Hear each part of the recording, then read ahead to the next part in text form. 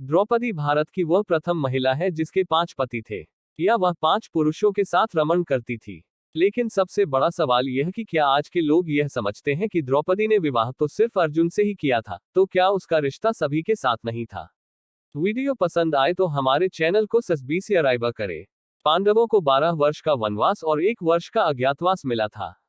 इस दौरान पांचों पांडव एक कुम्हार के घर में रहा करते थे और भिक्षाटन के माध्यम से अपना जीवन यापन करते थे।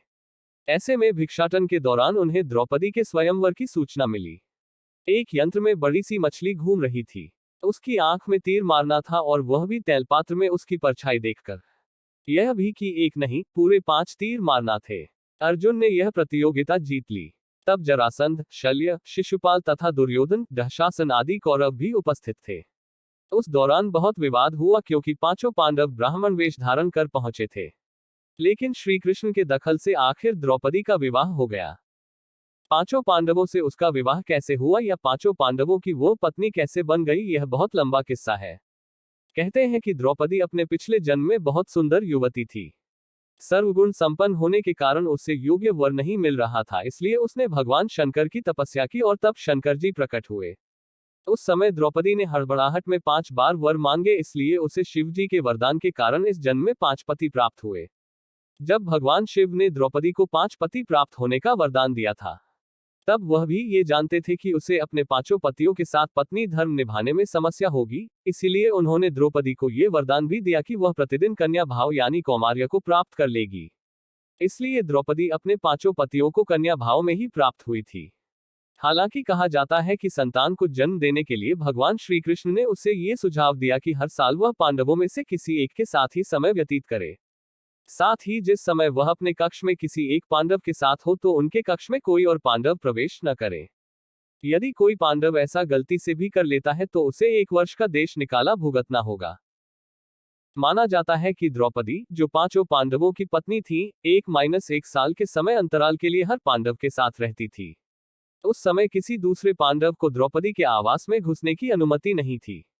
इस नियम को तोड़ने वाले को 1 साल तक देश से बाहर रहने का दंड था। एक बार यह दंड अर्जुन को भुगतना भी पड़ा था। अर्जुन और द्रौपदी की 1 वर्ष की अवधि अभी अभी समाप्त हुई थी और द्रौपदी युधिष्ठिर के साथ का 1 वर्ष का समय शुरू हुआ था। अर्जुन भूलवश द्रौपदी के आवास पर ही अपना तीर धनुष भूल आए। पर किसी दुष्ट से ब्राह्मण के पशुओं की रक्षा के लिए उन्हें उसी समय इसकी जरूरत पड़ी।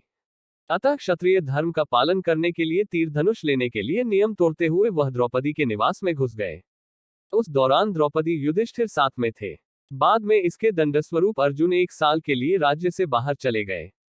इसी 1 साल के वनवास के दौरान अर्जुन की मुलाकात उलूपी से हुई और वह अर्जुन पर मोहित हो गई। ऐसे में वह उन्हें खींचकर अपने नागलोक में ले गई और उसके अनुरोध करने पर अर्जुन को उससे विवाह करना पड़ा। कहते हैं कि दोनों 1 वर्ष तक साथ रहे। अर्जुन और नागन्या उलूपी के मिलन से अर्जुन को एक वीरवार पुत्र मिला जिसका नाम इरावान रखा गया। द्रौपदी के 5 पुत्र थे। द्रौपदी ने 1-1 वर्ष के अंतराल से 5 पांडव के 1-1 पुत्र को जन्म दिया था। लेकिन दुर्भाग्य की इन 5 पुत्रों को अश्वत्थामा ने मार दिया था। एक दिन की बात है, पांडव और ब्राह्मण लोग आश्रम में बैठे थे। उसी समय द्रौपदी और सत्यभामा भी आपस में मिलकर एक जगह बैठी थी। दोनों ही आपस में बातें करने लगी। सत्यभामा ने द्रौपदी से पूछा, बहन, तुम्हारे पति पांडवजन तुमसे हमेशा प्रसन्न रहते हैं। मैं देखती हूं कि वे लोग सदा तुम्हारे वश में रहते हैं।